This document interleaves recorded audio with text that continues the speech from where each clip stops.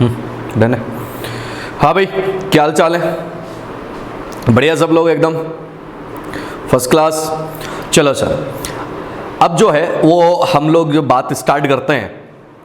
Sir कल के lecture में जो हमने बातें करी थी, वो कल के लेक्चर में हमने हमारी एलिंगम डायग्राम की बात को स्टार्ट किया था और हमने वहाँ पर बता भी दिया था कि एलिंगम डायग्राम जो होता है, हाँ गुड इवनिंग बेटा, आप लोगों का जो एलिंगम डायग्राम होता है, हाँ भाई ध्यान से सुनते जाना। अपन क्या कह रहे हैं कि कल के लेक्चर में हम लोगों ने बात स्टार्ट करी थी बेटा किसकी? एलिंगम डायग्राम की।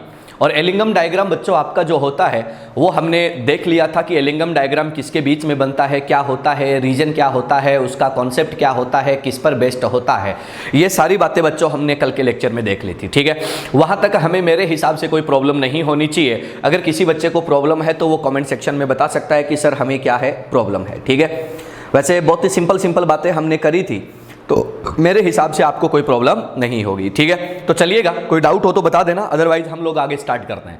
आज जो हम बात करने वाले हैं, आज हम लोग एलिंगम डायग्राम को और आगे बढ़ाते हैं और अगले पॉइंट्स पे बात को स्टार्ट करते हैं। तो आज का जो पॉइंट हम लोग डिस्कस करने वाले हैं वो कौन सा है?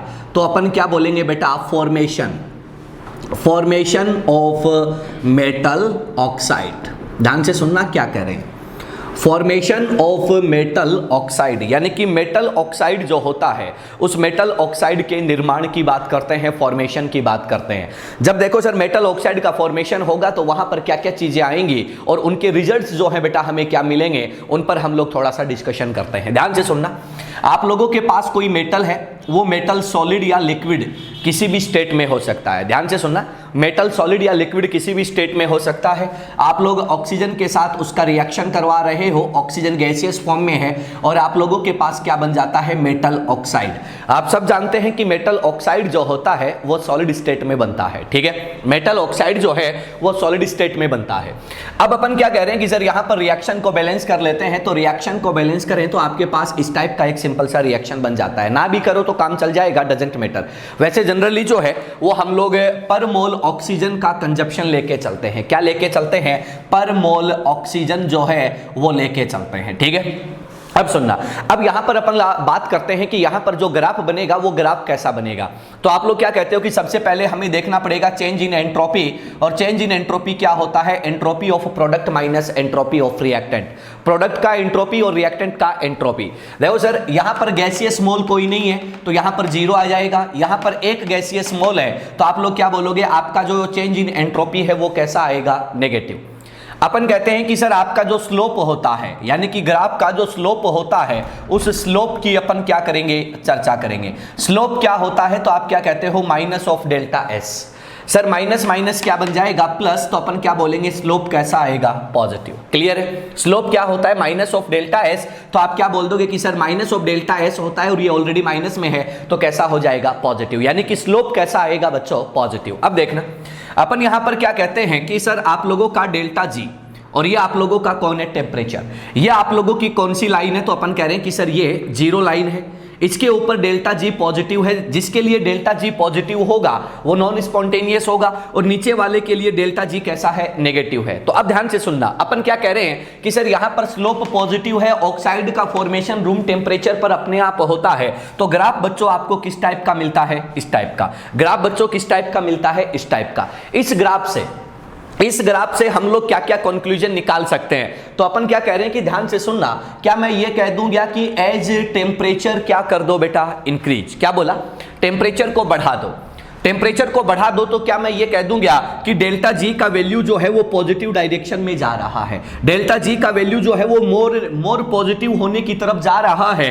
तो अपन ऐसा कह सकते हैं क्या कि अगर आपका टेम्परेचर बढ़ेगा तो अपन क्या बोलेंगे कि delta G becomes more positive. ध्यान से सुनते जाना, डेल्टा जी जो है उसकी लाइन किधर जाती जाएगी? पॉजिटिव डायरेक्शन में। तो अपन क्या बोलेंगे ऐसे केस में? जब टेम्परेचर बढ़ रहा है, डेल्टा जी पॉजिटिव की डायरेक्शन में जा रहा है, तो आप लोग क्या कह दोगे कि ऑक्सीजन एफिनिटी ऑफ मेटल का ऑक्सीजन एफिनिटी क्या होगा बेटा? कम होगा। अगली बात सुनना, अपन क्या बोलेंगे कि सर स्टेबिलिटी किसका, तो अपन क्या कह रहे हैं कि आपका जो मेटल ऑक्साइड बनाया है उस मेटल ऑक्साइड का स्टेबिलिटी क्या होगा, कम। अगर बेटा मेटल ऑक्साइड का स्टेबिलिटी कम होगा तो ऐसे मेटल ऑक्साइड को ब्रेक करना, रिड्यूस करना क्या होगा, इजी होगा। तो अपन क्या कहते हैं कि ऐसे ऑक्साइड्स जो होते हैं, ऐसे ऑक्साइड्स जो होते हैं तो अपन क्या कहते हैं कि उनके लिए रिडक्शन ऑफ ऑक्साइड क्या हो जाता है, बिकम्स इजी। क्या हो जाता है, बिकम्स इजी। ध्यान से सुनना, क्या बोला कि अगर ऐसा ग्राफ आपको मिलता है, ऐसा ग्राफ बच्चों आपको मिलता है तो आप लोग क्या बोलते हो, ऐसे ग्राफ बनने की वजह से, ऐसा ग्राफ बनने की वजह से आप लोग जैसे जैसे टेम्परेचर बढ़ाओगे आपका जो ग्राफ है वो पॉजिटिव लाइन को अप्रोच करना स्टार्ट कर देगा। पॉजिटिव लाइन को अप्रोच करना स्टार्ट कर देगा तो उस मेटल की ऑक्सीजन एफिनिटी कम हो जाएगी, उस मेटल ऑक्साइड का स्टेबिलिटी कम हो जाएगा। रिडक्शन जो है मेटल ऑक्साइड का बेटा वो क्या हो जाएगा, अब इजी प्रोसेस हो जाएगा। मेरे हिसाब से बात क्लियर हो गई होगी। बहुत सिंपल सी बात बताइए, फटाफट से स्क्रीनशॉट मारो, आगे बढ़ते हैं। फटाफट से स्क्रीनशॉट मारो, आगे बढ़ते हैं। जल्दी करें सर, जल्दी से स्क्रीनशॉट मारे, क्योंकि आज हमें चैप्टर को जो है वो खत्म करना है। ये मेटलर्जी का लास्ट लेक्चर है, इसको अपने को क्या करना है सर, निपटाना है। जल्दी कीजिएगा सर, फटाफट से स्क्रीनशॉट मार के बताओ, देखें जल्दी से।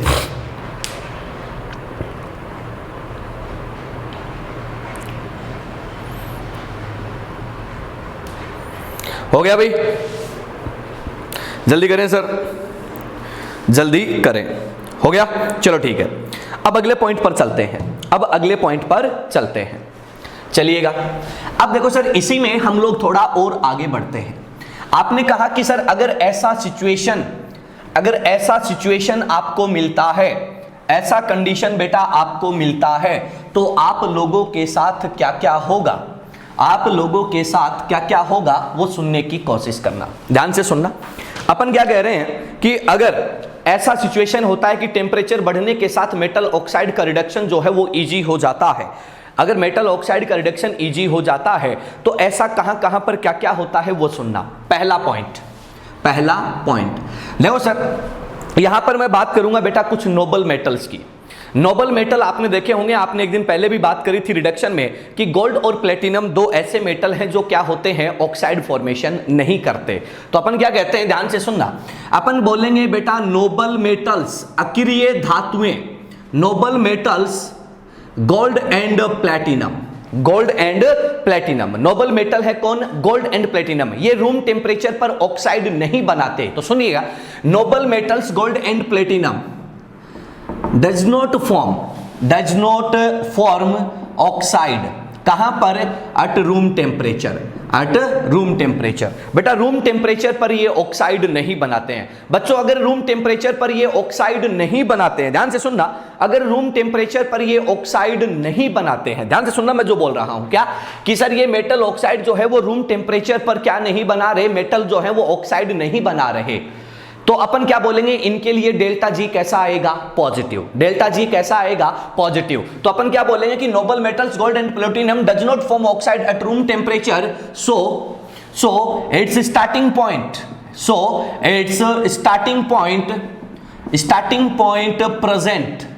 Present in delta G positive region. क्या बोला बेटा, डेल्टा जी पॉजिटिव रीजन। ध्यान से सुनना, ये आप लोगों का बेटा डेल्टा जी और टेम्परेचर का ग्राफ है। यहां पर आप लोगों का ये जीरो लाइन है, ये पॉजिटिव है और ये कौन है बच्चा, नेगेटिव है। अब सुनना, आप क्या बोलोगे कि अगर गोल्ड और प्लेटिनम जो है वो क्या नहीं बना रहे, रूम टेम्परेचर पर ऑक्साइड नहीं बना रहे, तो इनके ऑक्साइड फॉर्मेशन का डेल्टा जी कैसा होगा, पॉजिटिव। तो ये कहां पर प्रेजेंट होते हैं, यहां पर पॉजिटिव रीजन में प्रेजेंट होते हैं, यानी कि ये ऑटोमेटिकली ही ब्रेक रहते हैं, यानी कि ऑक्साइड का फॉर्मेशन ही नहीं होता। ये कहानी इसकी होती है। अगली बात सुनना, अगला पॉइंट अपन क्या बोलेंगे कि मोर रिएक्टिव मेटल, जो मेटल ज्यादा रिएक्टिव होता है, more reactive metals form oxide at room temperature. क्या बोला कि सर जो मोर रिएक्टिव मेटल होती है वो रूम टेम्परेचर पर क्या बनाती है, ऑक्साइड बनाती है। अगर रूम टेम्परेचर पर ऑक्साइड बनाती है तो ऑक्साइड फॉर्मेशन के लिए क्या होता है, तो अपन ने कहा कि सो it's starting point starting point कहां पर प्रेजेंट होगा, तो अपन क्या बोलेंगे, present in delta ji negative reason. क्या बोला, नेगेटिव रीजन। ध्यान से सुन लो। देखो सर, जो मेटल ऑक्साइड रूम टेम्परेचर पर बन जाएगा उसका डेल्टा जी कहां पर होगा, नेगेटिव में, और वो रीजन कहां पर है, तो हमने कहा कि इस डॉटेड लाइन के नीचे। यानी कि ऐसे मेटल जो है इनका डेल्टा जी वर्सेस टेम्परेचर का ग्राफ कहां मिलता है, यहां पर। सर मोस्ट ऑफ मेटल का यहीं पर मिलता है। गोल्ड और प्लेटिनम का कहां पर मिलता है, यहां पर मिलता है। ये कहानी किसकी होती है बच्चों, ये कहानी किसकी होती है, तो अपन ने कहा कि सर इनकी कहानी होती है। ये कहानी किसकी होती है, तो अपन क्या कहते हैं बच्चों, इनकी कहानी होती है। क्लियर है। तो ये कहानी किसकी है, तो अपन ने कहा कि सर ये हमारे मेटल्स की कहानी है। अब सुनते जाना, बहुत सिंपल बातें बताते हुए जा रहा हूं, बहुत सिंपल बातें बताते हुए जा रहा हूं। अगला पॉइंट सुनना और ध्यान से सुनने की कोशिश करना। अब देखो सर, अपन एक और बात करते हैं कि अगर मेटल का फिजिकल स्टेट चेंज होता है, जैसे मेटल सॉलिड से लिक्विड में चला जाए या लिक्विड से गैस में चला जाए, अगर मेटल का फिजिकल स्टेट चेंज होता है तो मेटल की ऑक्सीजन एफिनिटी क्या होती जाती है, कम होती जाती है। ध्यान से सुनना, अपन क्या बोलेंगे कि सर एज फिजिकल स्टेट, सुनना भाई, as physical state of metal, as physical state of metal changes from solid to liquid and liquid to gas। अगर मेटल का फिजिकल स्टेट सॉलिड से लिक्विड या लिक्विड से गैस में चेंज होता है तब क्या होता है, then oxygen affinity of metal क्या होता है, रैपिडली डिक्रीजेज। क्या होता है बेटा, अचानक से डिक्रीज होता है। ऐसा क्यों होता है, तो अपन क्या कहते हैं कि सर यहां पर ग्राफ की जो स्लोप है वो क्या होती है बेटा, चेंज होती है। रीजन एंट्रोपी में चेंज क्या होता है, बहुत अलग तरीके से होता है। तो अपन क्या कहते हैं कि ऐसे मेटल्स जो होते हैं जब आप उनकी बात करते हो तो ग्राफ कैसा मिलता है, तो अपन क्या कहते हैं कि ये डेल्टा जी और ये टेम्परेचर। बेटा यहां पर आप लोग क्या लेके चलोगे, तो आपने क्या बोला कि सर ये हमारा 0 पॉइंट, ये पॉजिटिव रीजन, ये नेगेटिव रीजन। ठीक है। अगर आपको मेटल सॉलिड से लिक्विड में है तो उसका स्लोप जो है वो ग्राफ का इस टाइप से मिलता है। यहां पर मेटल जो है वो क्या होता है, तो अपन ने कहा कि सॉलिड, फिर क्या होता है, स्लोप में थोड़ा चेंज होता है, स्लोप में थोड़ा चेंज होता है और स्लोप उसका बदल जाता है, थोड़ा सा बढ़ जाता है। ये मेटल होता है लिक्विड स्टेट में। अगर मेटल गैस में जाता है तो अपन क्या कहते हैं कि स्लोप में बहुत ज्यादा चेंज आ जाता है, ग्राफ ऊपर की तरफ जाना स्टार्ट कर देता है। ये कंडीशन होती है मेटल गैस की। तो आप लोग खुद देखो कि जैसे जैसे मेटल का फिजिकल स्टेट चेंज होगा, जैसे जैसे मेटल का फिजिकल स्टेट चेंज होगा, जैसे जैसे मेटल का फिजिकल स्टेट चेंज होगा, आप लोग क्या बोलोगे कि सर वो जो है डेल्टा जी जो है वो पॉजिटिव की डायरेक्शन में जाता जाएगा। और जैसे जैसे बेटा वो पॉजिटिव की डायरेक्शन में जाएगा, ऑक्सीजन एफिनिटी क्या है वो कम होती जाती है। क्लियर है। अब सुनो, अब अगली बात सुनना। देखो सर, जहां भी ग्राफ की स्लोप में चेंज होगा, जहां भी ग्राफ की स्लोप में चेंज होगा वो पॉइंट क्या होता है, तो अपन ने कहा कि चेंज इन फिजिकल स्टेट। तो अगला जो पॉइंट हमें याद रखना होता है वो क्या होता है, तो अपन क्या कहते हैं कि sir change in slope of graph, change in slope of graph, graph की स्लोप में जो चेंज होता है उसका इफेक्ट क्या होता है, रिजल्ट क्या होता है, तो अपन क्या कहते हैं कि sir change in physical state, change in physical state of metal की फिजिकल स्टेट में क्या करता है बेटा, वो चेंज शो करता है। क्लियर है। ये कहानी किसकी होती है, एलिंघम के अगले पॉइंट्स की कहानी होती है। फटाफट से नोट कीजिएगा, फटाफट से स्क्रीनशॉट मारो, आगे बढ़ते हैं। जल्दी से स्क्रीनशॉट मारो बेटा, जल्दी कीजिएगा थोड़ा सा ताकि हम लोग बात को आगे बढ़ा दें। जल्दी करो भाई, कोई भी डाउट हो तो बता दीजिएगा, अदरवाइज फटाफट से नोट डाउन करते चलिएगा। सर जहां भी फिजिकल स्टेट में चेंज होगा ऐसा कंडीशन बेटा आपको वहां पर मिलता जाएगा।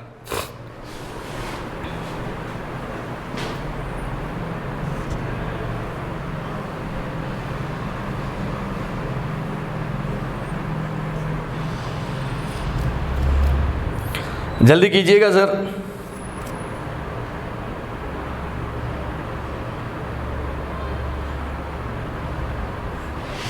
डन सर, बहुत बढ़िया, बहुत बढ़िया। चलो आगे बढ़ते हैं, अगले पॉइंट की बात करते हैं। देखो सर, हमारे जो यहां पर कंक्लूजन निकल के आते हैं वो कंक्लूजन एक ही बात से निकल के आ रहे हैं कि डेल्टा जी बेटा आपका कैसे कैसे जो है वो चेंज हो रहा है। बस उसी के हिसाब से आपके कंक्लूजन जो है वो क्या होते हैं, निकल के आते हैं। ठीक है, तो चलिएगा हम उन्हीं की बात करते हैं, उन्हीं के हिसाब से चर्चाएं करते हैं। ठीक है, तो चलो अगले पॉइंट पर बढ़ते हैं, अगले पॉइंट पर बढ़ते हैं। अगला पॉइंट जो है वो हमसे क्या कहेगा, ध्यान से सुनना बेटा, अब समझने की कोशिश करना। एक छोटा सा ग्राफ बना देता हूं और उस ग्राफ की मैं आपको उस ग्राफ से समझाने की कोशिश करता हूं। यहां पर मेरे पास क्या है, मैंने कहा डेल्टा जी 0, ये पॉजिटिव और ये नेगेटिव। ठीक है, मैं कुछ ग्राफ बनाता हूं। ये जो है मेरा पहला ग्राफ है, ये दूसरा ग्राफ है, ये जो है वो तीसरा ग्राफ है, ये जो है वो चौथा ग्राफ है। इस टाइप से ग्राफ बने हुए हैं। इसको बेटा मैं नाम दे देता हूं ग्राफ नंबर 1, ये 2, ये 3 और ये 4। क्लियर है, ये 4 मेटल के ऑक्साइड हैं और इनके ग्राफ हमने बना रखे हैं। ठीक है, अपन क्या बोलेंगे कि ये जो ग्राफ है M1 का, ये सबसे नीचे है, मतलब इस ऑक्साइड के फॉर्मेशन के लिए डेल्टा जी जो है वो सबसे ज्यादा नेगेटिव है। मतलब ध्यान से सुनना, क्या बोला, ये मेटल था, ऑक्सीजन मिला, MO बना। अब देखो इसके लिए डेल्टा जी क्या है, बहुत ज्यादा नेगेटिव बेटा। अगर डेल्टा जी बहुत ज्यादा नेगेटिव है मतलब इसके फॉर्मेशन होने के लिए स्पॉन्टेनिटी क्या है, बहुत ज्यादा। ठीक है, इसकी स्टेबिलिटी क्या है, बहुत ज्यादा। स्टेबिलिटी ज्यादा है तो इस मेटल की ऑक्सीजन के साथ एफिनिटी भी क्या है, ज्यादा। ध्यान से सुनते जाना, अगर इस ऑक्साइड फॉर्मेशन का डेल्टा जी बहुत ज्यादा नेगेटिव है मतलब इसका स्टेबिलिटी ज्यादा, इस मेटल का ऑक्सीजन के लिए अफेक्शन एफिनिटी क्या है, ज्यादा, यानी कि ये मेटल क्या है, बहुत ज्यादा रिएक्टिव। तो ध्यान से सुनना, जो मेटल ऑक्साइड, जिस मेटल ऑक्साइड का ग्राफ एलिंगम डायग्राम में नीचे होता है वो मेटल क्या होता है, मोर रिएक्टिव होता है। और जैसे जैसे हम लोग 0 या पॉजिटिव की साइड में जाते हैं मेटल का रिएक्टिविटी क्या होता है, कम होता जाता है। क्लियर है, सिंपल सी बात है। तो चलो अगले पॉइंट पर चलते हैं, ध्यान से सुनना, ध्यान से सुनना। अपन क्या कह रहे हैं कि sir highly reactive metal, highly reactive metals are present at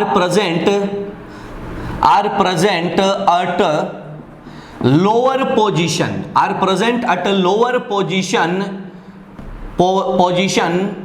in Ellingham diagram। क्या बोला, highly reactive metals are present at lower position in Ellingham diagram. Clear है, अगला पॉइंट सुनना। अगला पॉइंट क्या होगा, तो अपन क्या बोलेंगे कि less reactive metals are present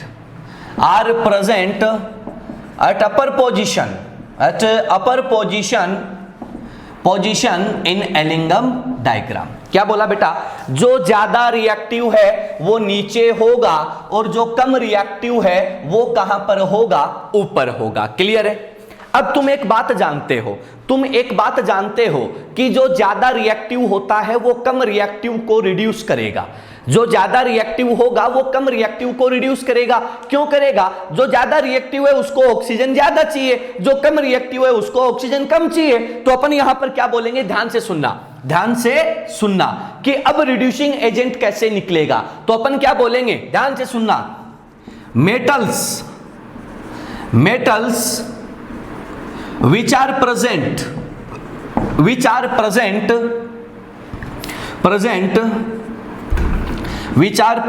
at lower position in Ellingham diagram act as reducing agent।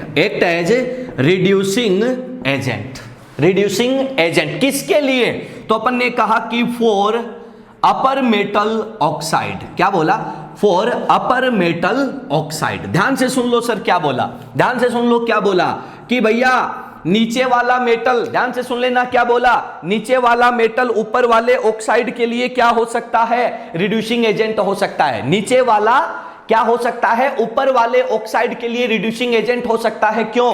क्योंकि भैया नीचे वाला क्या है, मोर रिएक्टिव है, ऊपर वाला क्या है, लेस रिएक्टिव है। यहां तक अगर बेटा किसी को कोई दिक्कत हो, यहां तक के पॉइंट में अगर किसी को कोई दिक्कत हो तो फटाफट बता दो, क्योंकि अब हम लोग रिडक्शन की बात करने वाले हैं। अगर किसी को दिक्कत हो तो बता दो, अदरवाइज हम लोग रिडक्शन की बात करने वाले हैं। जल्दी से बता दो भाई, क्या बेटा यहां तक कोई समस्या है आपको? क्या यहां तक कोई समस्या है बच्चा? क्या बोला, नीचे वाला मेटल ऊपर वाले ऑक्साइड को क्या कर सकता है, रिड्यूस कर सकता है। जल्दी बता दीजिएगा सर। नो, पक्का? चलो अब सुनना आगे, कोई दिक्कत नहीं, अगर प्रॉब्लम नहीं है तो चलो। अब देखो सर, हमारी एनसीईआरटी का एक बहुत ही शानदार सा एग्जाम्पल है।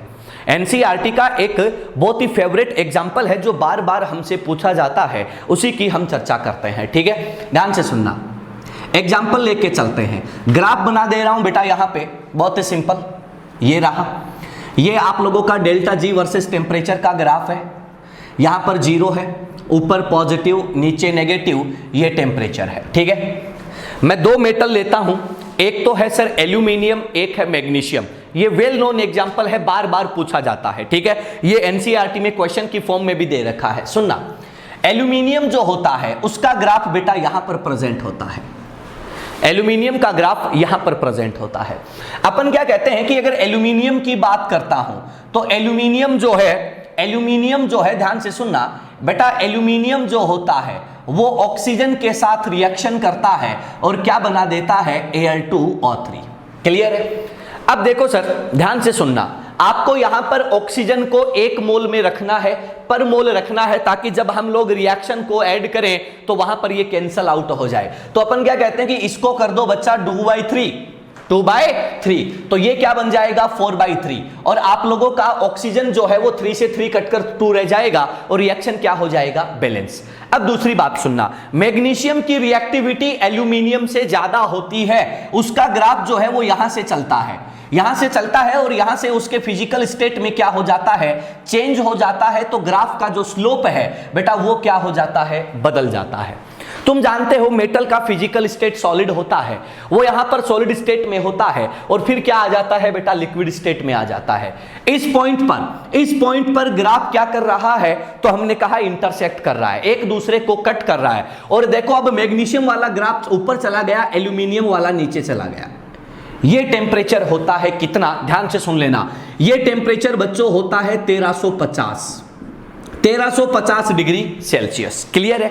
अब हम यहां पर बात करते हैं कि कौन रिड्यूसिंग एजेंट है और कौन नहीं है। तो अपन यहां पर इसका रिएक्शन लिख लेते हैं। ये आप लोगों का मैग्नीशियम, ऑक्सीजन और बेटा क्या बना दिया, तो आपने बोला MgO। क्लियर है? रिएक्शन को बैलेंस कर देते हैं, 2 मैग्नीशियम 2 MgO, और ये ऑक्सीजन के पर मोल के लिए क्या हो गया बेटा, तो अपन ने क्या बोला कि सर रिएक्शन सेटल हो गया। अब सुनो, देखो सर ध्यान से सुनना, 1350 से पहले, 1350 डिग्री सेल्सियस से पहले मैग्नीशियम नीचे है। तो यहां पर हम क्या कह सकते हैं, अपन क्या कह सकते हैं कि बिलो, ध्यान से सुनना, below 1350 degree Celsius, below 1350 degree Celsius. ऐसी कंडीशन में बोलो भैया रिड्यूसिंग एजेंट कौन होगा, तो अपन क्या बोलेंगे, मैग्नीशियम। क्लियर है? बात क्लियर है? तो अपन क्या बोलेंगे, यहां पर लिख सकते हैं कि मैग्नीशियम कैन रिड्यूस Al2O3। बात क्लियर है सबको? आसान है। लेकिन अगर अपने से पूछ ले कि बताओ सर अबो 1350 डिग्री सेल्सियस, अगर 1350 से आगे चला जाऊं तो एल्यूमिनियम नीचे और Mg ऊपर, तो अब रिड्यूसिंग एजेंट कौन हो जाएगा बेटा, एल्यूमिनियम। तो अपन अब लिख सकते हैं कि aluminium can reduce MgO। Clear है? ये होता है सर क्या, तो हमने कहा कि एलिंगम डायग्राम, और उस एलिंगम डायग्राम में किसकी कहानी, तो आप लोगों ने क्या बोला कि सर वहां पर प्रेजेंट जो मेटल है वो कब रिड्यूसिंग एजेंट होगा, कौन सा मेटल कौन से ऑक्साइड को रिड्यूस कर सकता है। तो कंक्लूजन क्या ध्यान में रखना है, जो मेटल एलिंगम डायग्राम में नीचे है वो ऊपर वाले ऑक्साइड के लिए क्या हो सकता है, रिड्यूसिंग एजेंट हो सकता है। That's it. क्लियर है? बस फटाफट से स्क्रीनशॉट मारो, कोई डाउट हो तो बताओ, फटाफट से बेटा स्क्रीनशॉट मारो, और कोई डाउट हो तो बताओ, जल्दी करें सर, फटाफट से स्क्रीनशॉट मारो, कोई डाउट हो तो बताओ sir. Shahrukh, magnesium reducing agent है लेस देन 31, हाँ बिल्कुल बेटा, एल्यूमिनियम रिड्यूसिंग एजेंट है ग्रेटर देन 1350। बहुत बढ़िया बेटा, बहुत अच्छे, बहुत शानदार। चलो जल्दी स्क्रीनशॉट मारे बेटा ताकि हम लोग आगे बढ़ पाए। जल्दी से स्क्रीनशॉट मारो ताकि हम लोग आगे बढ़ पाएं। जल्दी करें, जल्दी करें, थोड़ा सा बेटा फास्ट खींचें बातों को ताकि हम लोग इनको आगे बढ़ा पाएं।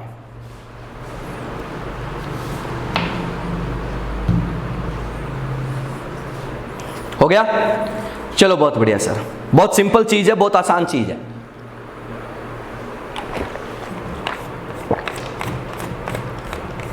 हाँ भाई, ये कहानी बेटा आपकी यहां पर क्या हो जाती है, खत्म। अब है ना हम बात करते हैं, अब एक इंपॉर्टेंट पॉइंट बाकी रहता है। वो इंपॉर्टेंट पॉइंट क्या होता है? तो आपने देखा होगा आपके पास कार्बन रिड्यूसिंग एजेंट होता है, कार्बन मोनोऑक्साइड भी रिड्यूसिंग एजेंट होता है, कार्बन CO में भी जा सकता है, कार्बन CO2 में भी जा सकता है, और सल्फर रिड्यूसिंग एजेंट क्यों नहीं होता, इनकी भी हम लोग यहां पर चर्चा कर लेते हैं। क्यों? क्योंकि NCERT ने इनके बारे में बहुत चीजें बात कर रखी है। ठीक है, तो चलिएगा सर अगले पॉइंट पर बढ़ते हैं, अगले पॉइंट पर बढ़ते हैं और अगली कंडीशन को यहां पर हम लोग डिस्कस करते हैं। ठीक है, तो ध्यान से सुनते जाना और पॉइंट को समझते जाना कि क्या होने वाला है, क्या होने वाला है। ठीक है, तो चलो आगे बढ़ते हैं, अगले पॉइंट की बात करते हैं, आगे बढ़ते हैं और अगले पॉइंट की बात करते हैं। तो ध्यान से सुनना, अब मैं कुछ एग्जांपल ले रहा हूं। वो एग्जाम्पल किसके हैं बच्चों? वो कार्बन के हैं। जब कार्बन से CO2 बनता है, कार्बन से CO बनता है, CO से CO2 बनता है और सल्फर से SO2 बनता है। ये सारे ग्राफ 1 बाय 1 करके हम लोग डिस्कस करेंगे और फिर सबको एक साथ क्या करेंगे, मिलाकर हम लोग स्टडी कर लेंगे। क्लियर है? तो सारे लोग केयरफुली सुनते जाना और बात को समझते जाना। नंबर 1 ग्राफ की बात करेंगे। नंबर 1 पॉइंट नंबर 1 सुनना सर, कार्बन रिड्यूसिंग एजेंट होता है, कार्बन रिड्यूसिंग एजेंट होता है, ऑक्सीजन से रिएक्ट करके क्या बना देता है, कार्बन डाइऑक्साइड गैस। क्लियर है? क्या बना देता है, कार्बन डाइऑक्साइड गैस। बन गया बच्चा? अब सुनो, अपन क्या कहते हैं कि ये होता है गैस में, ये क्या होता है, गैस में। हो गया? चलो यहां पर चेंज इन एंट्रोपी देखते हैं। चेंज इन एंट्रोपी की बात करूं तो यहां पर 1 मोल और यहां पर भी 1 मोल गैस की बात चल रही है। तो अपन क्या बोलेंगे कि एंट्रोपी जो है वो ऑलमोस्ट कितना आएगा बच्चों, 0। एग्जैक्ट 0 तो नहीं आएगा, ऑलमोस्ट 0 आएगा, क्योंकि आपने थर्मोडायनेमिक्स में पढ़ा होगा जो डिग्री ऑफ फ्रीडम होता है, जो मॉलिक्यूलरिटी होती है, उस पर भी चीजें क्या करती है, डिपेंड करती है। तो अपन क्या कह रहे हैं कि सर यहां पर ऑलमोस्ट 0 हो जाएगा। तो आप लोग क्या बोलोगे कि ऐसे केस में आप लोगों का जो स्लोप आएगा, जो माइनस ऑफ डेल्टा S होता है, कितना हो जाएगा, 0। अगर बच्चा स्लोप 0 हो जाएगा तो बेटा तेरे पास जो ग्राफ बनेगा डेल्टा G और टेम्परेचर का, तो अपन क्या बोलेंगे कि ये आप लोगों की कौन सी लाइन है, 0 लाइन। इस 0 लाइन के क्या आ जाएगा बेटा, पैरेलल आ जाएगा। इस 0 लाइन के क्या आ जाएगा, पैरेलल आ जाएगा। और आप लोगों को ऐसी कंडीशन जो है वो क्या होती है, मिलती है। ये कहानी किसकी है, कार्बन से कार्बन डाइऑक्साइड बनने की कहानी। ये क्या है, कार्बन से कार्बन डाइऑक्साइड बनने की कहानी, जब कार्बन रिड्यूसिंग एजेंट होता है और प्रोडक्ट CO2 बनता है, ये कहानी होती है। ठीक है, सिंपल है, आसान है। नंबर 2 पर बात करते हैं कि कार्बन सॉलिड है, ऑक्सीजन से रिएक्ट कर रहा है और कार्बन मोनोऑक्साइड गैस बना रहा है। ये गैस होता है, रिएक्शन को बैलेंस कर लेते हैं, रिएक्शन को बैलेंस कर लेते हैं। ये 2 कार्बन और ये क्या बनता है बच्चों, 2 CO बन गया। यहां पर अगर मैं कह दूं कि 1 मोल के लिए रिएक्शन बैलेंस हो गया, 1 मोल ऑक्सीजन के लिए रिएक्शन बैलेंस हो गया, तो आप क्या बोलोगे, चेंज इन एंट्रोपी। प्रोडक्ट में देखो 2 मोल गैस, रिएक्टेंट में 1 मोल गैस, तो आप लोग क्या बोलोगे, 2 माइनस 1 कितना आएगा बेटा, पॉजिटिव। कितना आएगा बेटा, पॉजिटिव। सिंपल है, आसान है। चलो आगे बढ़ते हैं। आप क्या बोलोगे कि एंट्रोपी में चेंज पॉजिटिव है, एंट्रोपी में चेंज पॉजिटिव है, तो स्लोप क्या होता है, तो आप क्या कहते हो, माइनस ऑफ डेल्टा S। बेटा स्लोप कैसा आएगा, नेगेटिव। बेटा स्लोप नेगेटिव आएगा तो तेरा जो ग्राफ है वो ग्राफ कैसा आएगा, डेल्टा G और टेम्परेचर का। तो आप लोग क्या बोलोगे कि सर ये 0 रीजन है और ग्राफ किस साइड में जाएगा, इस साइड में। ये ग्राफ किसका है, तो आपने कहा कि कार्बन कन्वर्ट इनटू CO, जब कार्बन रिड्यूसिंग एजेंट है और CO में जाता है। चलो सर ग्राफ नंबर 3 पर अपन बात करते हैं। कार्बन है सॉलिड फॉर्म में, ऑक्सीजन से रिएक्ट कर रहा है, sorry carbon monoxide gaseous form में ऑक्सीजन से रिएक्ट कर रहा है और कार्बन डाइऑक्साइड गैस बना रहा है। CO भी रिड्यूसिंग एजेंट होता है, CO भी क्या होता है, रिड्यूसिंग एजेंट होता है। और जब CO रिड्यूसिंग एजेंट होता है तो आप लोग क्या बोलते हो, आप लोग क्या बोलते हो कि जब ये रिड्यूसिंग एजेंट होता है तो खुद किस में कन्वर्ट होता है, CO2 में कन्वर्ट होता है। लो जी सर। अब देखो सर, रिएक्शन को बैलेंस कर लेते हैं किसके लिए, तो अपन ने कहा कि 1 मोल ऑक्सीजन के लिए, तो ये क्या आ जाएगा इस टाइप से। आप लोग क्या बोलोगे कि सर आपका चेंज इन एंट्रोपी, देखो सर 2 मोल रिएक्ट प्रोडक्ट है और 3 मोल रिएक्टेंट है, तो आप लोग क्या बोलोगे, चेंज इन एंट्रोपी बच्चों कैसा है, नेगेटिव। क्लियर। अब अगली बात सुनना, स्लोप की बात करूं तो आप लोग क्या बोल दोगे बच्चों, स्लोप क्या होता है, minus of delta S, minus और माइनस कैसा आ जाएगा, प्लस। स्लोप कैसा आएगा, पॉजिटिव। बेटा स्लोप पॉजिटिव आएगा तो जो ग्राफ है डेल्टा जी वर्सेस टेम्परेचर का वो कैसा आएगा, तो अपन क्या बोलेंगे, ये आप लोगों का जीरो लाइन। स्लोप पॉजिटिव है तो ये ग्राफ कैसा जाएगा, इस टाइप का ग्राफ ऐसा जाएगा, तो अपन बोलेंगे ऐसा बनता जाएगा। चलो आगे बनते हैं, लास्ट एंड फाइनल नंबर 4 पर बात करते हैं। अगर सल्फर की बात करूं, सॉलिड है, ऑक्सीजन से रिएक्ट करता है, SO2 गैस प्रोडक्ट बनाता है 2 मोल और यहां भी 2 मोल। यहां पर अपन बात कर रहे हैं, ध्यान से सुनना, एक मिनट। हाँ, रिएक्शन ऑलरेडी क्या है बेटा, बैलेंस है। रिएक्शन ऑलरेडी बैलेंस है तो ये भी गैस है और ये भी क्या है बच्चों, गैस है। क्लियर। यहां पर अपन बात करते हैं भैया चेंज इन एंट्रोपी की, तो ये कितना, 1 मोल, तो चेंज इन एंट्रोपी कितना आएगा बेटा, 0। सर यहां पर अगर मैं स्लोप की बात करूं तो स्लोप क्या हो गया, 0। स्लोप 0 आएगा तो आप लोग क्या बोल दोगे कि डेल्टा जी वर्सेस टेम्परेचर का जो ग्राफ है वो 0 लाइन के क्या आ जाएगा, पैरेलल। यहां पर ये थोड़ा नीचे होता है लेकिन SO2 के केस में क्या होता है, इससे थोड़ा सा ऊपर होता है। ये ग्राफ आपको मिलता है, ये आप लोगों के रिड्यूसिंग एजेंट के ग्राफ है। फटाफट से स्क्रीनशॉट मारो और कोई दिक्कत लगे तो बता दो, फटाफट से स्क्रीनशॉट मारो और कोई दिक्कत लगे तो मेरे को बता दो, जल्दी करें सर, फटाफट से स्क्रीनशॉट मारो और कोई दिक्कत लगे तो मेरे को बता दो, जल्दी करें सर, थोड़ा सा स्पीडली खींचे काम को। जैसे ही स्क्रीनशॉट डन हो मेरे को बता दो कि सर कहानी डन हो गई, फटाफट से बता दें भाई, जल्दी करें थोड़ा सा ताकि हम लोग इसको खत्म कर दें। ठीक है, अब अपन बात करेंगे कि सर कब कौन रिड्यूसिंग एजेंट होता है, कब कौन रिड्यूसिंग एजेंट होता है। इस चीज को हम लोग यहां पर क्या करेंगे, चेक करेंगे। कब कौन रिड्यूसिंग एजेंट होता है उस चीज को हम लोग चेक करेंगे। ठीक है, और ध्यान से सुनते जाना और आप लोगों की हेल्प जो है वो हम लोग यहां पर लेते जाएंगे कि कब किसके साथ जो है वो कैसी कंडीशन बेटा बननी है। बहुत बढ़िया। हाँ भाई, सबका डन हो गया है, चलिएगा आगे बढ़ते हैं। बहुत अच्छे बच्चा, बहुत सही जा रहे हो तुम लोग। चलो अब अपन बात करते हैं, ध्यान रखना भाई, CO से CO2 बनता है, ग्राफ ऐसा जाता है। CO से, जब CO रिड्यूसिंग एजेंट है ग्राफ ऊपर जाता है, जब कार्बन से CO बनता है ग्राफ नीचे आता है, और कार्बन से CO2 बनता है ग्राफ ऐसे जाता है। तो इन चीजों को यूज करके अपन क्या करते हैं, यहां पर अपना जो ग्राफ है उस ग्राफ को प्लॉट करेंगे। उसको यूज करके अपन क्या करते हैं, ग्राफ को प्लॉट करते हैं। ध्यान से सुनते जाना और बात को समझते जाना। ठीक है, अपन क्या कह रहे हैं कि सर इन सब को मिला लो और इन सब को मिलाकर आप अपना फाइनल ग्राफ बना लो।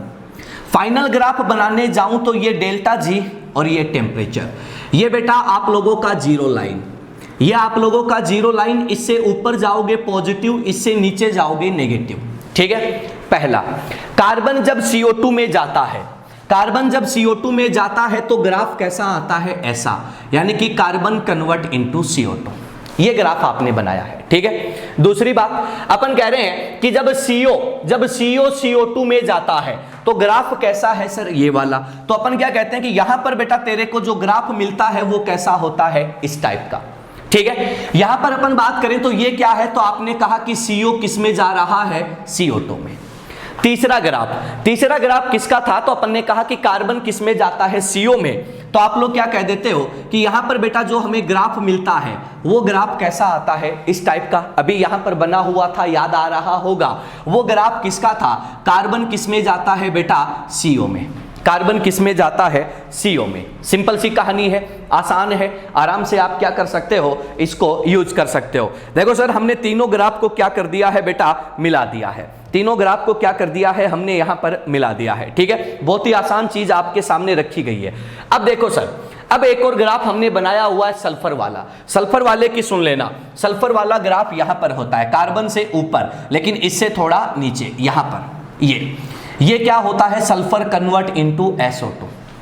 ठीक है, ये कहानी होती। अब सुनो एक काम करते हैं, देखो सर इस पॉइंट पर तीनों ग्राफ क्या कर रहे हैं, इंटरसेक्ट कर रहे हैं। इस पॉइंट का टेम्परेचर जो होता है, इस पॉइंट का टेम्परेचर जो होता है वो कितना होता है, 710 डिग्री सेल्सियस। ये टेम्परेचर बेटा आपको क्या होता है, यहां पर मिलता है। ये टेम्परेचर आपको क्या होता है, यहां पर मिलता है। अब देखो सर इस ग्राफ से आप क्या क्या बातें बता सकते हो और कौन कौन सी चीजें आप यहां पर एग्जामिनर को समझा सकते हो या किसी को भी समझा सकते हो, उनको देखने की कोशिश करना। देखना सर, अपन क्या कहते हैं कि इस पॉइंट से पहले इसको अपन नाम दे सकते हैं lower temperature region. Lower temperature region यानी कि निम्न ताप का क्षेत्र, इसको आप लोग नाम दे सकते हो हाई टेम्परेचर रीजन, उच्च ताप का क्षेत्र। क्लियर है, ये दोनों आपको मिलते हैं। अब सुनो, देखो सर एक तो 710 से पहले की बात करते हैं, एक 710 से ज्यादा की बात करते हैं। तो ध्यान से सुन लो, अपन क्या बोलेंगे, पहला point below 710 degree Celsius, below 710 से कम। बोलो भैया नीचे कौन है, CO किस में जा रहा है, CO2 में, सही बात है। ऊपर कौन है, कार्बन किस में जा रहा है, CO2 में और CO में।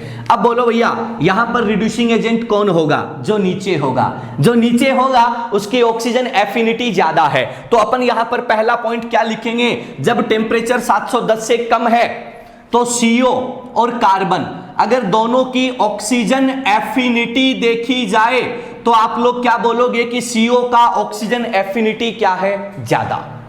CO का ऑक्सीजन एफिनिटी क्या है, ज्यादा।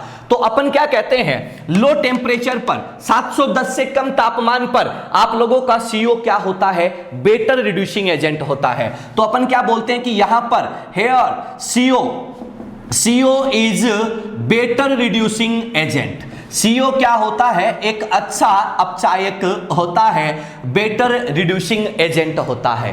कार्बन नहीं होता लोअर टेम्परेचर पर। अब एक काम करते हैं, टेम्परेचर को बढ़ा देते हैं।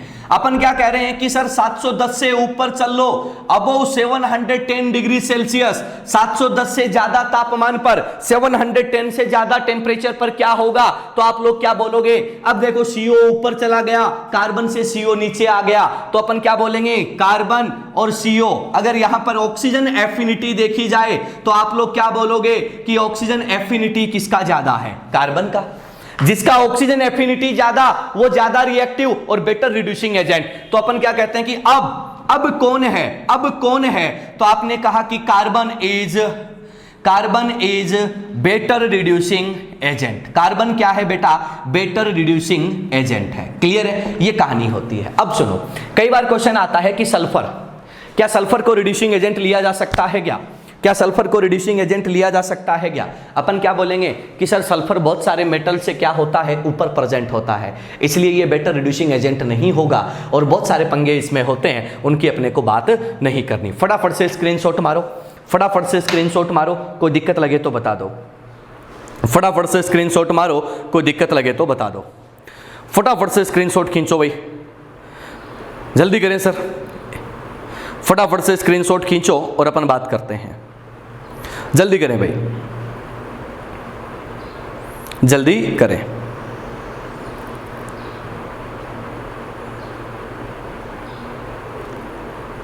हो गया, जल्दी करें भाई, फटाफट खींच के खत्म कर दें ताकि हम लोग आगे बढ़ पाए।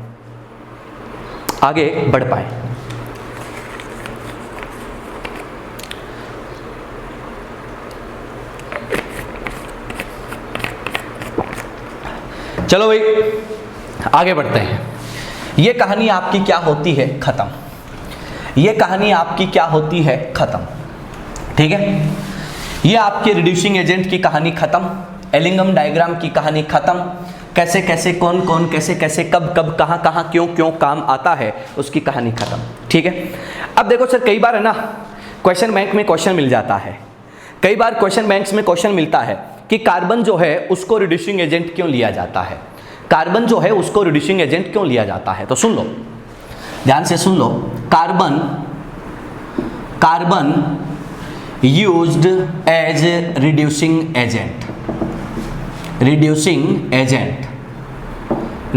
एजेंट ड्यू टू, किसके कारण कार्बन को रिड्यूसिंग एजेंट लिया जाता है, कार्बन को अपचायक लिया जाता है, किसके कारण लिया जाता है, किसके कारण लिया जाता है, क्यों लिया जाता है? तो अपन क्या कहते हैं कि हम खर्चा कम से कम करना चाहते हैं, कम खर्चा करना चाहते हैं। तो पहला पॉइंट, कार्बन की कॉस्ट कम होती है, लो कॉस्ट, खर्चा कम लगता है कार्बन को यूज करने में। दूसरा, क्योंकि कार्बन की खुद की कॉस्ट कम होती है। दूसरा, अपन कहते हैं कि सर रिड्यूसिंग एजेंट जो है ना हमें इजीली मिल जाना चाहिए, वो अवेलेबल इजी होना चाहिए। तो दूसरा पॉइंट जो काम आता है वो क्या होता है, तो अपन क्या कहते हैं, इजी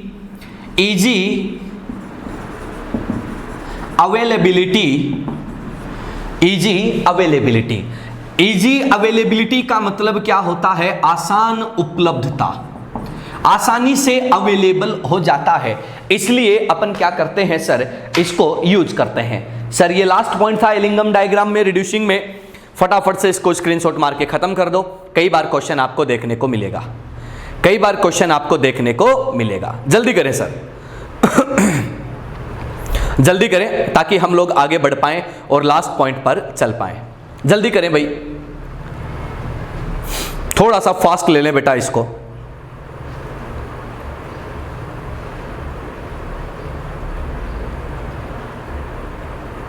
हो गया होगा, एक ही छोटा सा स्क्रीनशॉट लेना था हमें। चलो सर, बहुत बढ़िया, done done done done done डना डन। चलो सर, खेल खत्म, पैसा हजम। आ जाओ, अब आगे बढ़ते हैं। अब चलते हैं सर एनसीईआरटी के एक बहुत ही खतरनाक पॉइंट पर, उसका जो नाम होता है, अब देखो सर मेटलर्जी में लास्ट पॉइंट पढ़ा रहा हूं, लास्ट हेडिंग है, हेडिंग क्या है, ब्लास्ट फर्नेस। हेडिंग क्या है, ब्लास्ट फर्नेस, हिंदी में इसको बोलते हैं वात्या भट्टी, ब्लास्ट फर्नेस, वात्या भट्टी। आपने देखा होगा एनसीईआरटी में एक बहुत बड़ा सा फर्नेस का भट्टी का डायग्राम बनाया हुआ है, बहुत बड़ा डायग्राम वहां पर बना रखा है, और उस डायग्राम में बहुत सारी चीजें जो है वो एक्सप्लेन करी हुई हैं, ठीक है। अलग अलग टेम्परेचर पर अलग अलग रिएक्शंस बताए हुए हैं, वहां पर उस डायग्राम में उसको लेबल करके समझाया गया है। तो वैसे ही हम भी यहां पर चलने की कोशिश करते हैं, क्योंकि ब्लास्ट फर्नेस पर बहुत सारे क्वेश्चंस आपको देखने को मिलते हैं। क्लियर है? तो चलिएगा मैं ब्लास्ट फर्नेस को स्टार्ट करता हूं कि ब्लास्ट फर्नेस दिखने में कैसा होता है, ठीक है। तो ऊपर की जगह भी मेरे काम आएगी, इसलिए मैं हेडिंग लगा के हेडिंग को हटा देता हूं। हेडिंग आपके सामने है, ब्लास्ट फर्नेस वात्या भट्टी, और इसको मैं हटा देता हूं, ठीक है। हेडिंग आपको बता दिया है। अब मैं डायग्रामेटिक सेक्शन पर चलता हूं, उसके बाद इसके जो केमिकल रिएक्शंस होते हैं उन केमिकल रिएक्शंस पर आपको लेके चलता हूं। ध्यान से सुनना, ब्लास्ट फर्नेस जो होती है उसमें, ब्लास्ट फर्नेस जो होती है उसमें ऊपर की साइड ऐसा क्या होता है, इसका मुंह होता है ऐसा खुला हुआ, ठीक है, इस टाइप से। यहां पर क्या होता है, आप लोगों को जो भी आपका मटेरियल होता है वो डालना होता है, ठीक है। और यहां पर आगे चलकर ये दिखने में कुछ ऐसा हो जाता है, ठीक है। अब अलग अलग रीजन को अलग अलग नाम दिया जाता है, वो भी मैं देख के चलूंगा, वो आप टेंशन ना लें, ठीक है। यहां पर क्या होता है, तो ये आप लोगों की इस टाइप की जो स्ट्रक्चर है वो आपको देखने को मिलती है, ठीक है। एक बार मैं पूरी स्ट्रक्चर यहां पर बना लेता हूं, फिर इसमें मॉडिफिकेशंस जो हैं वो अपन करते हुए चलेंगे, ठीक है। इस टाइप से ये क्या होता है, आपका बना होता है। अभी कंप्लीट नहीं हुआ है, मैं बहुत सारे इसमें चेंजेस करूंगा, बहुत सारे इसमें हम लोग क्या करते हुए चलेंगे, चेंजेस करते हुए चलेंगे कि क्या क्या होता है, ठीक है।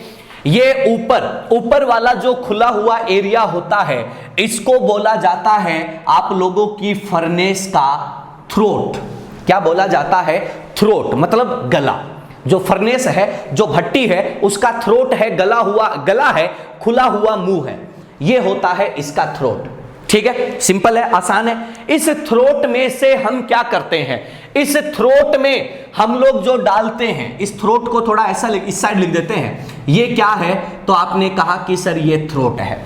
इस थ्रोट में क्या किया जाता है, चार्ज को डाला जाता है। चार्ज का मतलब क्या होता है, तो अपन कहते हैं कि जिस मेटल ऑक्साइड को रिड्यूस करना होता है उसको, तो आपने कहा किसका लिए होता है, तो आप लोग क्या कहते हो, आयरन के लिए। और आयरन का कौन सा और काम में लेते हैं, हेमाटाइट Fe2O3। साथ में यहां पर क्या डाला जाता है, कार्बन, और साथ में क्या डाला जाता है, कैल्शियम कार्बोनेट। इन तीनों को मिलाकर क्या बोल दिया जाता है, चार्ज। इस चार्ज को क्या किया जाता है, ऊपर से इनपुट दिया जाता है, इधर से हम क्या करते हैं, डालते हैं। क्लियर है। डालने के बाद क्या कर दिया जाता है, ये इसके अंदर आता जाता है और अंदर बहुत कुछ होता है। क्लियर। अब चलो, अब देखो सर, ये जो भट्टी है, ये जो फर्नेस है, इसका ये जो चौड़े वाला भाग होता है, इसको बोला जाता है बेटा बेली। क्या बोलते हैं, बेली।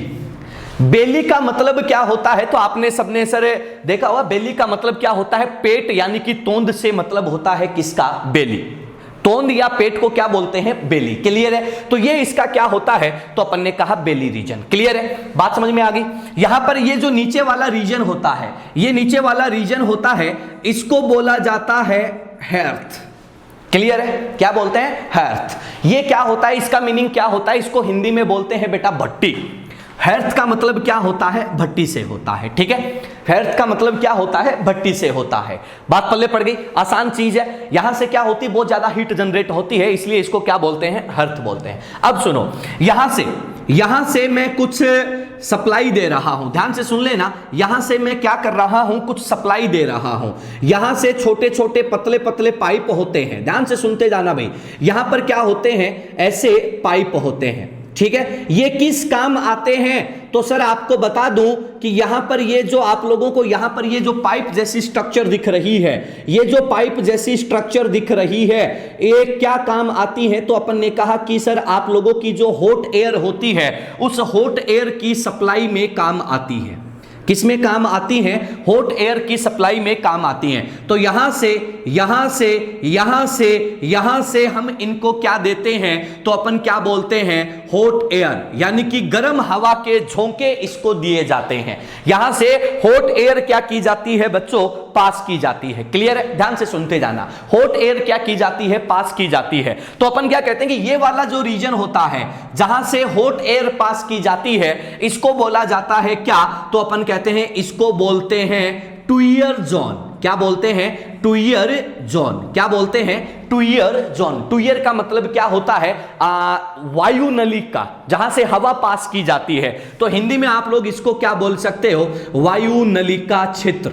क्लियर है। ट्वियर जोन का मतलब क्या होता है, जहां से हॉट एयर क्या की जाती है, पास की जाती है। यह कहानी किसकी होती है, तो हमने कहा कि इसके छोटे से डायग्राम की होती है। ऊपर वाला जो ये एरिया होता है, इसको क्या बोल देते हो, थ्रोट। ये बेली यानी कि पेट होता है। ये हर्थ यानी कि सर भट्टी होती है। ये ट्वियर जोन जहां से गर्म हवा के झोंके दिए जाते हैं, ये कहानी होती है। बहुत आसान है, बहुत सिंपल है। अब देखो सर, अब ध्यान से सुनना, अलग अलग टेम्परेचर रीजन में, अलग अलग टेम्परेचर रीजन में, अलग अलग टेम्परेचर रीजन में अलग अलग टाइप के रिएक्शंस होते हैं। अलग अलग टेम्परेचर रीजन में अलग अलग टाइप के रिएक्शंस होते हैं, और वो रिएक्शंस कैसे कैसे चलते हैं उनकी बात सुनना, ध्यान से सुनना। गर्म हवा के झोंके यहां से आ रहे हैं, तो यहां से अब जब हम लोग ऊपर से आपके इस पूरे चार्ज को डालते हैं, डालने के बाद यहां पर क्या लगा दिया जाता है, एक कैप लगा दिया जाता है, ढक्कन लगा दिया जाता है, ताकि आपका हीट बाहर ना जाए, हीट बाहर ना जाए। और यहां पर अगर कोई गैस बनती है, तो उस गैस को निकलने के लिए यहां पर क्या कर दिया जाता है, एग्जॉस्ट छोड़ दिया जाता है। यहां से गैस बाहर निकल जाती है। तो अपन कहते हैं कि हमारी भट्टी को, हमारी फर्नेस को कोई ज्यादा नुकसान नहीं होता। अब सुनते जाना, अब सुनते जाना। अब अपन क्या कहते हैं कि यहां पर कितने टेम्परेचर पर कौन रिड्यूस होता है और कौन नहीं होता, और किसका कौन सा स्टेप होता है, उसकी बात करते हैं। तो सुनते जाना। सबसे पहले हम लोग अप्रोक्स टेम्परेचर लेके चलेंगे भाई। पहला लगभग 400 डिग्री सेल्सियस, लगभग 400 डिग्री सेल्सियस। तो ये जो आपका Fe2O3 होता है, Fe2O3 होता है, ये कार्बन मोनोऑक्साइड से रिड्यूस होता है, और रिड्यूस होकर क्या बना देता है, तो अपन क्या कह देते हैं, Fe3O4 और साथ में कार्बन डाइऑक्साइड। Carbon dioxide. अब तुम बोलोगे यार मास्टर ये तो बावड़े बनाने वाली बात हो गई, क्या कि सर आप डाल कार्बन रहे हो और रिड्यूस सीओ से करवा रहे हो, रिड्यूस सीओ से करवा रहे हो। बेटा ये कैसे हुआ उसकी भी हम बात करेंगे, उसकी भी हम बात करेंगे, लेकिन वो रिएक्शन सबसे लास्ट में आएगी, इसलिए हम लोग पहले इसकी बात कर लेते हैं। ध्यान से सुनना, आप लोग देखोगे Fe3O4 जो होता है इसमें FeO और Fe2O3 दोनों प्रेजेंट होते हैं, यानी कि कुछ अमाउंट में Fe2O3 रिड्यूस होकर FeO में चला जाता है, बाकी Fe2O3 पड़ा रहता है। फिर क्या होता है, फिर क्या होता है, 600 डिग्री पर बात होती है। 600 डिग्री पर आपका Fe3O4 जो है वो CO से फिर रिड्यूस होता है और बेटा FeO में चला जाता है और कार्बन डाइऑक्साइड गैस जो है वो यहां से निकल जाती है। कार्बन डाइऑक्साइड गैस जो है वो यहां से क्या हो जाती है, निकल जाती है। क्लियर है, बहुत आसान है। ठीक है, अब सुनो, अब क्या होता है, अगली बात करते हैं। ऑलमोस्ट 700 पर, ऑलमोस्ट 700 पर क्या होता है, आप लोगों का FeO जो होता है वो कार्बन मोनोऑक्साइड से रिड्यूस होता है, Fe सॉलिड में आ जाता है और साथ में कार्बन डाइऑक्साइड निकाल देता है। सर सिमिलरली 800 डिग्री सेल्सियस पर भी क्या होता है, जो FeO होता है वो कार्बन से भी कुछ अमाउंट में रिड्यूस होता है, ये कार्बन यहां से आता है, ये चला जाता है Fe सॉलिड में और साथ में कार्बन डाइऑक्साइड क्या कर देता है, निकाल देता है। ये जो आप देख रहे हो 400 से 800 के बीच में, इस पूरे के पूरे रीजन में, इस टेम्परेचर रेंज में बेटा क्या हुआ है, ओनली रिडक्शन। इस टेम्परेचर रेंज में बेटा ओनली क्या हुआ है, तो अपन क्या कह रहे हैं, रिडक्शन हुआ है। रिडक्शन हुआ है तो अपन इसको नाम क्या दे देते हैं, तो आप लोग क्या बोलते हो, इसको बोला जाता है रिडक्शन जोन। क्या बोला जाता है, रिडक्शन जोन। अपचयन क्षेत्र, क्या बोला जाता है, अपचयन क्षेत्र। क्लियर है, बहुत आसान है। अब चलो आगे क्या होता है, आगे क्या होता है, तो अपन क्या कहते हैं, अपन कहते हैं कि लगभग 1000 डिग्री सेल्सियस पर, 1000 डिग्री सेल्सियस पर आप लोगों का कैल्शियम कार्बोनेट जो है, आप लोगों का कैल्शियम कार्बोनेट जो है वो क्या हो जाता है, ब्रेक हो जाता है, कैल्शियम ऑक्साइड और CO2 में निकल जाता है। ये कैल्शियम ऑक्साइड जो होता है, ये इसमें जो इंप्यूरिटी प्रेजेंट होती है किसमें, Fe2O3 में, किसकी, सिलिका की, उस सिलिका की इंप्यूरिटी के साथ रिएक्ट करके कैल्शियम सिलिकेट बना देता है। इसको बोलते हैं क्या, तो अपन कहते हैं कि सर स्लैग फॉर्मेशन। क्या बोलते हैं, स्लैग फॉर्मेशन जोन या रीजन, कुछ भी बोल सकते हो। क्लियर है, ये कहानी किसकी होती है, तो आप लोग क्या कहते हो, इसकी कहानी होती है। अब देखो सर आगे क्या होता है, अपन कहते हैं कि लगभग 1500 डिग्री सेल्सियस पर, 1500 डिग्री सेल्सियस पर ये जो आयरन सॉलिड बनता है, ये आयरन सॉलिड जो होता है ये मेल्ट होना स्टार्ट हो जाता है और आयरन लिक्विड में आ जाता है। इसको बोला जाता है क्या, तो अपन क्या कहते हैं, फ्यूजन, फ्यूजन जोन। क्या बोलते हैं, फ्यूजन जोन। यहां पर मेटल जो है वो फ्यूज होना स्टार्ट हो जाता है, मेल्ट होना स्टार्ट हो जाता है, गलना शुरू कर देता है। ये कहानी किसकी होती है, तो अपन कहते हैं 1500 डिग्री पर ये कहानी होती है। अब अगली बात सुनना, अगली बात सुनना, क्या होता है अगला स्टेप, 1800 डिग्री पर, लगभग 1800 डिग्री पर, लगभग 1800 डिग्री पर अब यहां पर गंध फैलती है। क्या, कार्बन जो है उसको ऑक्सीजन मिलती है। ध्यान से सुनना, ये कार्बन कहां से आ रहा है, ऊपर से नीचे आ रहा है। यहां पर नीचे टेम्परेचर 1800 के आसपास होता है, तो क्या होता है, ये कार्बन ऑक्सीजन से रिएक्शन करके CO2 बनाता है, CO2 बनाता है। सिमिलरली सर CO2 जो होता है वो कार्बन से रिएक्शन करके क्या बना देता है, CO बना देता है। ध्यान से सुनना, क्या बोला, कार्बन ऑक्सीजन से रिएक्शन करके CO2 बनाता है, CO2 कार्बन से रिएक्शन करके CO बना देता है।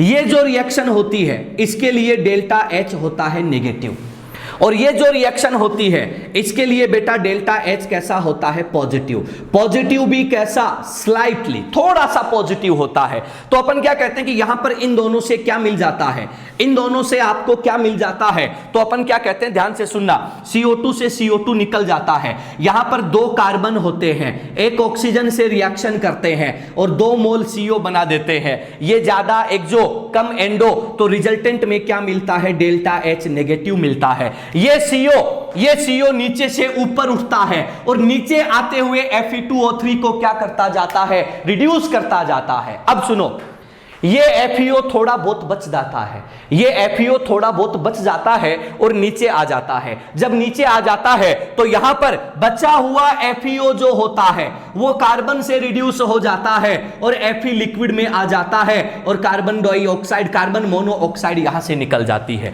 बची हुई गैसें यहां से बाहर निकल जाती हैं। CO और CO2 गैसें जो हैं यहां से बाहर निकल जाती है। ये होती है आप लोगों की कौन सी? ब्लास्ट फर्नेस की रिएक्शंस, ब्लास्ट फर्नेस की कहानी होती है। अब सुनना सर, जितना Fe2O3 है वो मेल्ट होकर नीचे आ जाता है, तो यहां पर आप लोगों को क्या मिलता है?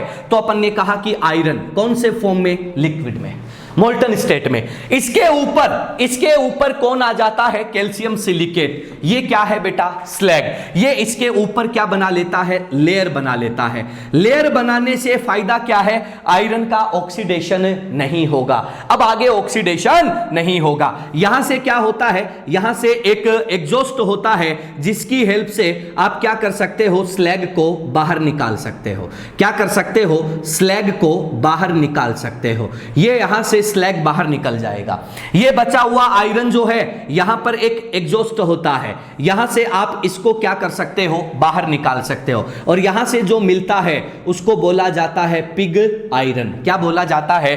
Pig iron. ये पूरी कहानी किसकी होती है? तो अपन कहते हैं कि हमारे ब्लास्ट फर्नेस की कहानी होती है। ये पूरी कहानी किसकी होती है? हमारे ब्लास्ट फर्नेस की कहानी होती है। क्लियर है सर? ये सारी कहानी किसकी चलती है? ब्लास्ट फर्नेस की कहानी चलती है। अब सुनो, अपन क्या कहते हैं कि सर ये 1800 वाला जो होता है, 1800 वाला जो टेम्परेचर रेंज होता है, इसको क्या बोल दिया जाता है? तो अपन क्या कहते हैं? Combustion zone. क्या बोलते हैं? कंबशन जोन, यानी कि दहन क्षेत्र। कौन सा होता है?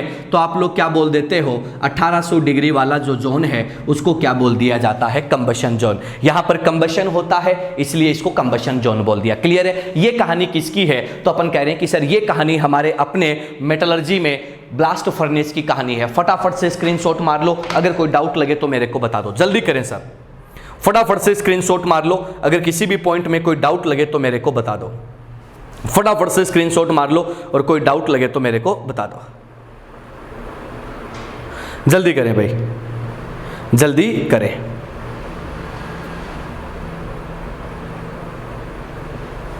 जल्दी से स्क्रीनशॉट मार लो फटाफट से, और जैसे ही स्क्रीनशॉट हो डन डनाडन बोल के कहानी को खत्म कर दो। जल्दी करें भाई, थोड़ा सा जल्दी करें। ठीक है, ये आपका क्या होता है? तो हम कहते हैं कि ब्लास्ट फर्नेस यानी कि वात्या भट्टी। ब्लास्ट फर्नेस यानी कि वात्या भट्टी।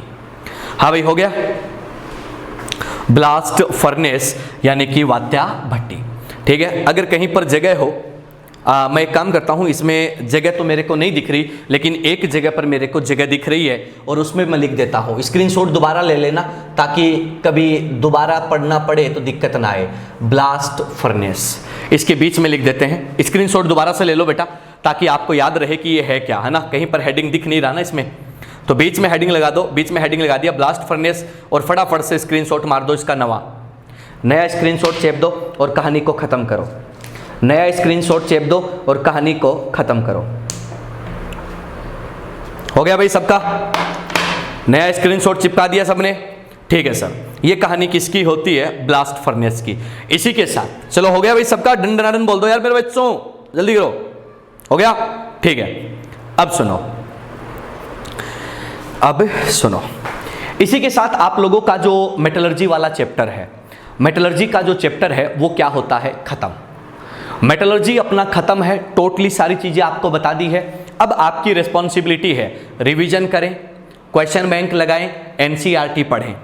रिवीजन करें, क्वेश्चन बैंक लगाएं, एनसीईआरटी पढ़ें। कोई डाउट लगे तो कॉल मैसेज पे पूछ लेना। ठीक है, अब अगली बात, कल के लेक्चर में, कल हम लोग स्टार्ट करने वाले हैं नया चैप्टर, और वो जो नया चैप्टर है वो कौन सा है? बहुत ही प्यारा सा और मस्त चैप्टर है, बहुत ही छोटा सा चैप्टर है, वो है hydrogen and it's compounds. Hydrogen और उसके यौगिक। ठीक है, उस चैप्टर की हम बात करेंगे और फटाफट एक दो लेक्चर में वो चैप्टर जो है वो आपका क्या हो जाएगा, खत्म।